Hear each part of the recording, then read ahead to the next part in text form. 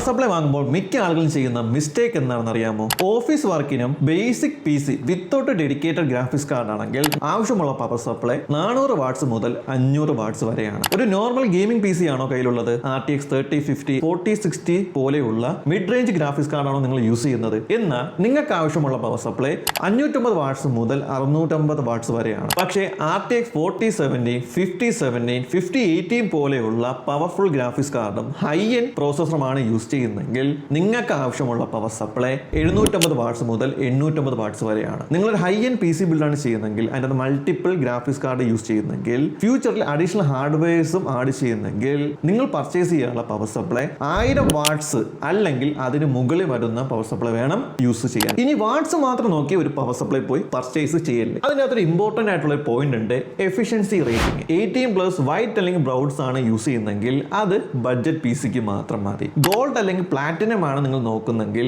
Power waste ഉണ്ടാവത്തില്ല, heating issues ഉണ്ടാവത്തില്ല, noise ഉണ്ടാവത്തില്ല. ഗെയിമിംഗ് സെറ്റപ്പിൽ നമുക്ക് യൂസ് ചെയ്യാൻ പറ്റും ടൈറ്റാനിയം. ഒരു high end premium segment PC ആണ് ബിൽഡ് ചെയ്യുന്നതെങ്കിൽ നിങ്ങൾ യൂസ് ചെയ്യാനുള്ളത് ടൈറ്റാനിയം ആണ്. സിമ്പിൾ ആയിട്ട് പറഞ്ഞാൽ ബഡ്ജറ്റ് PC ആണെങ്കിൽ ബ്രൗൺസ്, ഒരു ഗെയിമിംഗ് PC ആണെങ്കിൽ ഗോൾഡ് അല്ലെങ്കിൽ പ്ലാറ്റിനം, ഒരു high end go tear PC ആണെങ്കിൽ ടൈറ്റാനിയം ആണ് യൂസ് ചെയ്യേണ്ടത്. നിങ്ങളൊരു പവർ സപ്ലൈ വാങ്ങുമ്പോൾ പിശുക്ക് കാണിക്കല്ലേ. നല്ലൊരു പവർ സപ്ലൈ ഉണ്ടെങ്കിൽ മാത്രമേ നിങ്ങളെ സിസ്റ്റത്തെ കംപ്ലീറ്റ് ആയിട്ട് പ്രൊട്ടക്ട് ചെയ്യാൻ സാധിക്കുള്ളൂ. വീഡിയോ ഇഷ്ടപ്പെട്ടാൽ ലൈക്ക് ചെയ്യണം, അതേപോലെ ഷെയർ ചെയ്യണം, അതേപോലെ ഫോളോ ചെയ്യാനും മറക്കരുത്.